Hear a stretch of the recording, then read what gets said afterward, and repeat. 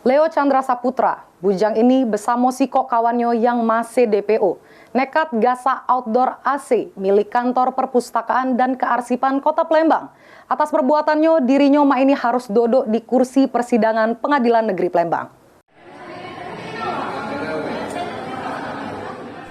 Leo Chandra Saputra, bujang ini nekat gasa outdoor AC milik kantor perpustakaan dan kearsipan Kota Palembang. Ini harus duduk di kursi persidangan Pengadilan Negeri Palembang. Di hadapan majelis hakim yang diketuai Hakim Nur Ikhwan Ikhlas Riyada, jaksa penuntut umum hadir ke dua wong saksi jeru persidangan. Terungkap dari keterangan saksi yang selik rekaman CCTV, terdakwa jalan ke aksinya berdua bersama kawannya, yang ini masih DPO.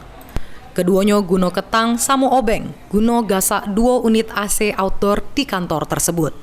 Sementara, 2 unit AC outdoor itu dijajokannya di tempat penjajoan barang bekas dan dapat ke hasil sebesar Rp500.000.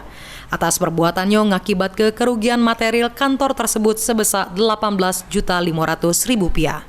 Sehingga atas perbuatannya terdakwa dikena ke pasal 363 ayat 1 KUHP. Lutfi, PAL TV.